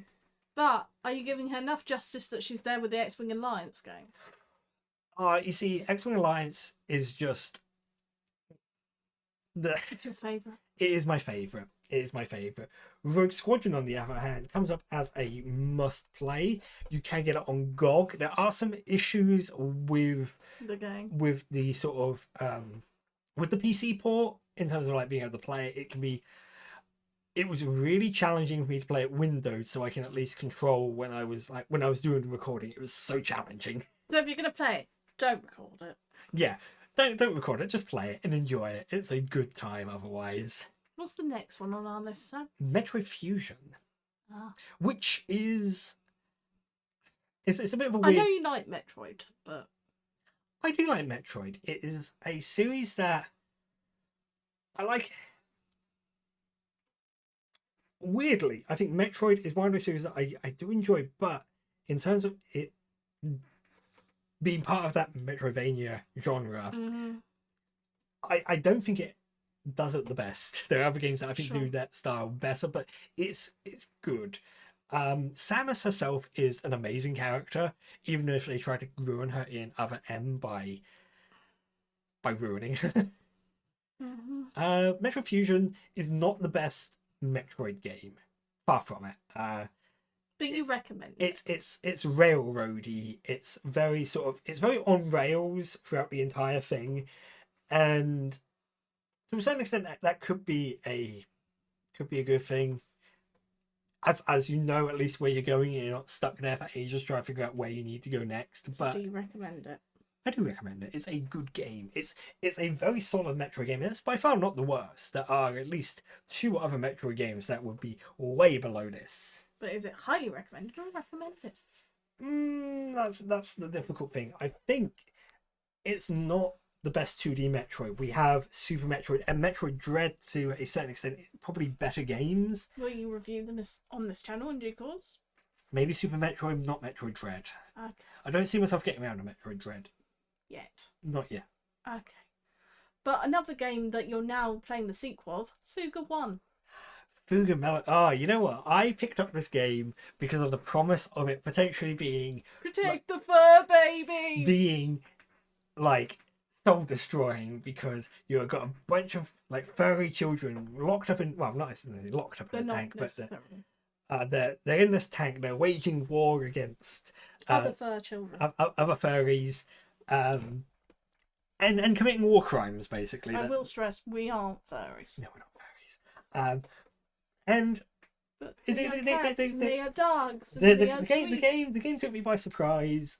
I was expecting one thing. I got something slightly different, but that hasn't meant I didn't enjoy it. And in fact, I'm playing the sequel alone in the sense that I'm enjoying this series as a whole. I do feel it has a barrier to entry though. And it's a rather steep barrier to entry. I think the fact that it is the anthropomorphic characters really does a bit of a disservice to the game, because it kind of sets up that barrier, because people will look at it and kind of go, I don't want to play that. Yeah, I don't want to play that. It's an okay enough game to watch. Once you get past the trauma. It's a good sort of RPG with a very sort of light tactical battle system, where very similar to how Final Fantasy X worked, where you had different characters were effective against different types of enemies, and that's basically what this is. And this one has a little more potential, which leads very well to the fact it's made a sequel. Well, I mean, I just enjoyed my time with it. You enjoyed Boron. I love Boron. He's my favourite. He or she, we're not sure. He is a he. You checked. I did check. I love Boron. Because he's round. Like Sam. Very round. And me. And he does so much damage. But that's beside the point. The game itself is very enjoyable. I don't think a lot of people would be able to get on board with it, however. So it's more of a C? It's definitely it's a C. It kind of bridges. You would put it higher, like a book. BC. It's very BC sort of territory. It comes recommended, but I understand that there's this barrier to entry that most people aren't going to be able to sort of get past. But if you like steampunk, you like RPGs, if you like the premise of defending something, even though you know you're going to hurt inside doing it. The fact that potentially what you'd have to do at some point is sacrifice one of those children. Don't do it. Don't do it. Try not to. Only do it in the tutorial and then keep apologising profusely because he has to. I have to keep apologising for Kyle. It hurt my soul, folks. It hurt my soul. So, I guess what I'm trying to say is, are you a Heroes Hour? My Heroes Hour? Well, I did those recordings for an hour a piece, but yes, Heroes Hour. This was something that I remember getting because I enjoy Heroes of Might and Magic 3. I think it's an amazing game, and this is the best sort of this is the best facsimile for it, but with a real-time battle system. So unlike with Heroes of Might and Magic, when you get into an encounter, it's turn-based and you're moving things along a hex grid, and it always a bit time-consuming. This all happens in real time, and it gets very chaotic very quickly. And I love this game. It is so much fun. Admittedly, I was only playing as the Decay faction. There are like 8 factions in total, I think. So there's going to be a lot of playthroughs in the future, maybe. Maybe I might go back to it and play as some of the other factions. I haven't quite decided yet. But mostly the only reason why I played Decay is because I kind of like the whole. The necromancy aspect of it was a lot of fun. You can't spell romance without necromance. Well, you can. Well, yeah, you can. You can't spell necromance without romance. Yeah, you're not necromancing me, mate. It just means that if she dies, Excuse me. Tier list. But Heroes Hour, if you enjoy Heroes of Might and Magic, then definitely this is one that you need to pick up because it is basically the same game, just with a slightly different combat system, and it is brilliant. Where are you ranking it? Oh, it is. Do you know what? I'm going to definitely put this in the. It comes into the highly recommended. Oh, it's before all the others. Well, it's just because I slotted it in there. Oh, wow. And then we have another Donkey Kong Country game, which because you're going back to your childhood again. And this was a game that, my God, I hated this game. I loved it and I hated it in equal measure. Do you prefer it than the other one? I prefer it to Donkey Kong Country 1, though the more I kind of think about it, the more I see problems with it. But so is it a curiosity again? No, it's most definitely not a curiosity play. This is a really solid game and challenging to boot. But it's got problems. It's got problems, but most games do. Even good games have problems, and even every good person has problems. Aye. And yeah, so Donkey Kong Country 2, if you're not traumatized by Sticker Brush Symphony, then or trying to pronounce that. Then you're made of tougher stuff than most people. Any of the Bramble stages are an absolute nightmare, and I hate playing through them, but you have to if you want to play through the game. Sadness. So you're recommending it? Do you know what? This one comes into the highly recommended sort of. There's no tier. space for that. Yeah, it's now an extra line. That's oh fine. No! And you know what that means? You've fallen into oblivion. I have fallen into oblivion. And Oblivion, I wasn't intending to play Oblivion. And then you played Morrowind. In this year.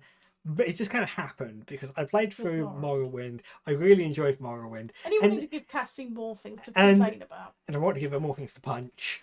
And it got me theory crafting about Oblivion. Which is something I haven't done in a while. I didn't really think about what the feasibility of going purely unarmed and punching things would be for Oblivion. Turns out it's a lot harder.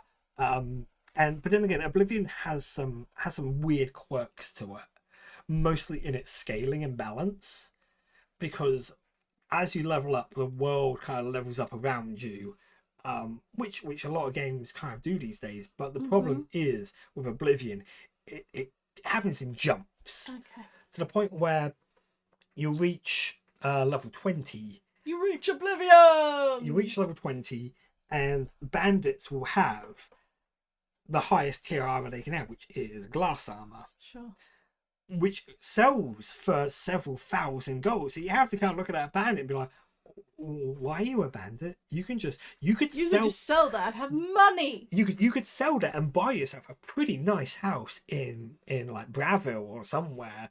So yeah, Oblivion. You know, it was the They're first. just greedy then. It was the first time I really played through Oblivion, going through the story as well, the main story and the two expansion stories, Knights of the Nine and Shivering Isles.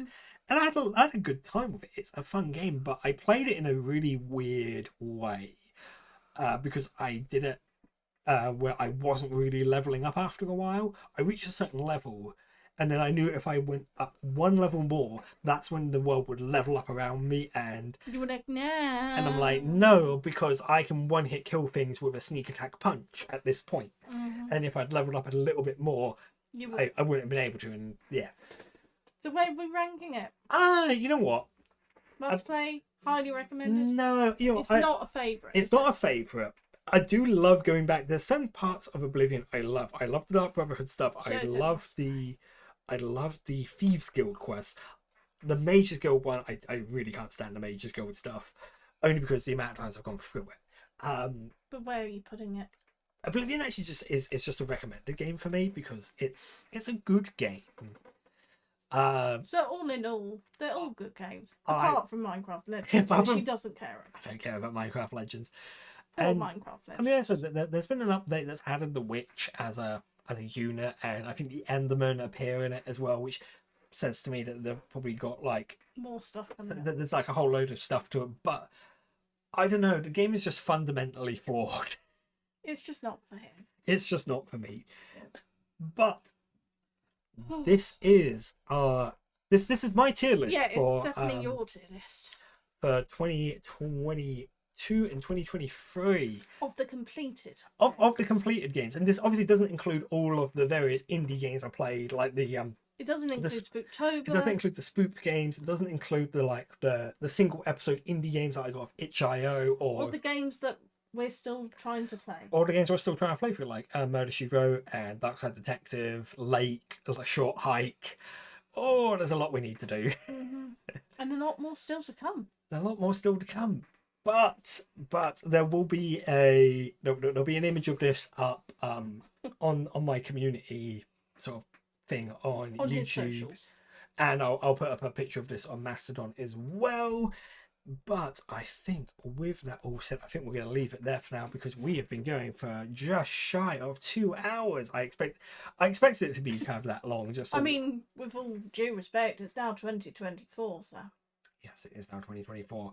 We have we have a whole load of things that I'm going to be playing for 2024, including the likes of Banjo-Kazooie and Sonic Adventure. And games with me. And more games with Emmy. I promise you I'll appear more. Yeah, we're going to try and we're going to try and formulate that a little bit better, and hopefully we'll be able to get through some of those games that we're playing. We can finish off Darkside and get married. And get married. That's another thing. Oh no, that's another thing we need to do. Anyway, with that all set and done, I hope you've enjoyed yourself, and I hope you've enjoyed 2023. We look forward to seeing you in 2024. Yep. Yeah. So yes, here is to 2024. Raise a glass. I hope it's better than the last one. And I'll see you in the next one. Bye for now. Hey, thanks for joining us on this sort of ad hoc tier list for 2022 and 2023. So yes, going into 2024, it's going to be relatively exciting. We've got likes of Banjo-Kazooie, Sonic Adventure, Alien vs Predator 2, more Tomb Raider, more Star Wars, even more Nintendo. And the wedding. There'll also be, I plan to try and do some more of the baking stuff as well. We've got plenty of that planned in the backups. We've got loads of stuff planned for 2024, and I hope you join us for that, because you know what? Overall, it's just going to be a fun time, and I really do enjoy seeing you guys around. And I look forward to seeing you when I next do. Have a good one. Bye for now.